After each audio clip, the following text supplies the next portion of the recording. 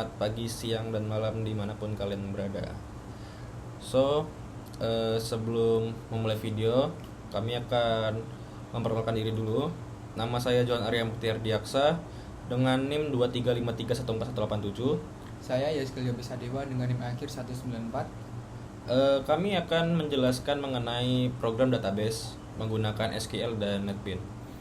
Jadi kami memiliki 4 kelas, ada kelas login, kelas barang, manajemen barang, kelas kasir, dan kelas transaksi. So, kami akan menjelaskan satu persatu. Jadi kelas pertama adalah login, bertujuan untuk mengelola proses autentikasi pengguna dalam sistem, yaitu memastikan bahwa hanya pengguna yang terdaftar atau kasir yang dapat mengakses sistem. Kelas ini memiliki atribut username dan password yang digunakan untuk verifikasi kredensial pengguna saat melakukan login. Metode validate login digunakan untuk memeriksa apakah kombinasi nama pengguna dan kata sandi ini yang dimasukkan cocok dengan data yang ada di database. Kemudian jika data yang dimasukkan valid, metode akan mengembalikan nilai true, menandakan bahwa login berhasil. Sebaliknya jika tidak valid, akan mengembalikan nilai false, menandakan bahwa login gagal. Kemudian pada kelas kedua adalah barang, yang berfungsi untuk mengelola informasi tentang barang yang dijual. Kelas ini memiliki atribut seperti barang ID dan nama, serta menyediakan metode untuk mengambil dan menambah data barang. Data barang dapat diambil dari database MySQL melalui metode statis. Get data barang yang mengembalikan informasi barang dalam bentuk hashmap, memudahkan akses data berdasarkan ID barang. Selain itu, barang baru dapat ditambahkan menggunakan metode add data barang yang menambahkan entry baru ke dalam tabel barang di database. Kemudian pada kelas ketiga adalah kasir. Selanjutnya kelas ketiga adalah kasir yang bertanggung jawab untuk mengelola informasi mengenai kasir. Sama seperti kelas barang, kelas ini menyediakan metode untuk mengambil data kasir melalui get data kasir dan menambah data kasir baru menggunakan metode add data kasir. Data kasir ini meliputi ID kasir, nama, dan password yang digunakan untuk login dalam sistem. Metode get data kasir akan mengembalikan data kasir dalam bentuk hashmap berdasarkan ID kasir, yang memungkinkan sistem untuk memverifikasi data kasir dengan mudah.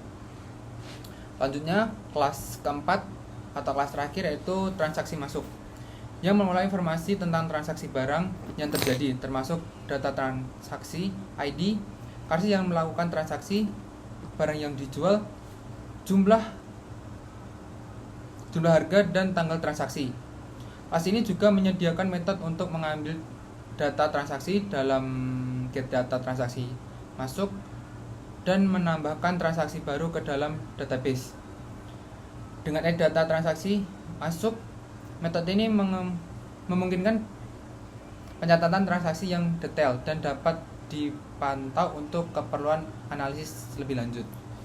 So itu penjelasan mengenai kelas-kelas yang akan kita gunakan.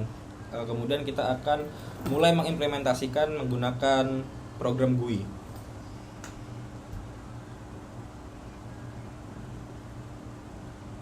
Jadi pada program GUI kita akan masuk pada login.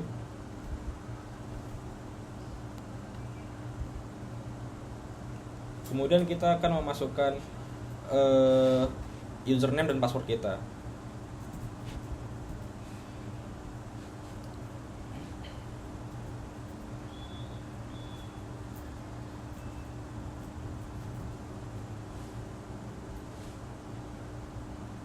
Ketika login berhasil, akan masuk ke bagian manajemen barang. Kita akan memasukkan beberapa barang. Semisal kita memasukkan guling.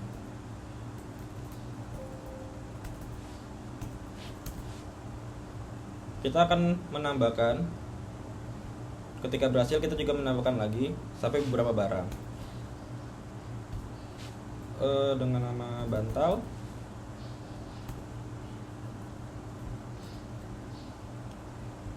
Kemudian barang ketiga dengan kode 012 dengan nama selimut.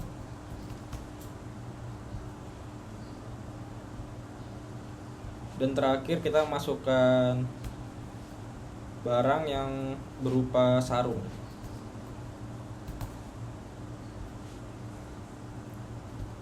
Kemudian ketika kita sudah masukkan semua, kita bisa membuka baca data. Pada baca data akan menampilkan barang-barang yang sudah kita input.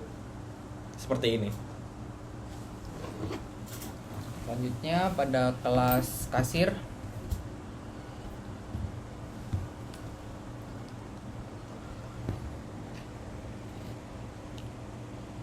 Kelas kasir di sini diminta untuk masukkan kasir ID itu 002 dengan nama Yopi dengan password Yopi 321 tambah kasir. Selanjutnya kita bisa menampilkan data yang telah di input dengan baca data. Di sini datanya ada dua karena kami berdua. Untuk Yopi kita kasih dengan ID 002 dan saya sendiri dengan ID 001. Selanjutnya pada kelas transaksi masuk. Setelah barang yang udah di input tadi, kita bisa mengecek transaksinya, yaitu transaksi ID-nya. Selanjutnya kasir ID. Terus barang ID yang ingin ditampilkan, contoh, terus jumlah barang 1, harganya, jumlah barang dan 1 7. Untuk Apa? ID. Untuk ID barang, untuk harga satuannya 10.000 dengan format tanggal sesuai format, yaitu tahun 2024 12 enggak, tambah transaksi. Selanjutnya untuk menampilkan data yang sudah diinputkan, yaitu dengan baca data. data-data yang sudah tertampilkan di baca data adalah data-data yang sudah kita manipulasi di database. Jadi ketika kita masukkan satu sebagai contoh, maka semuanya akan keluar. Begitu. So, sekian penjelasan mengenai database dari kami. Lebih kurangnya mohon dimaklumi. Semoga kami mendapatkan nilai 100 di PBO UAS ini, di project ini. Saya Johan. Saya Yopi. Kami undur diri. Bye-bye.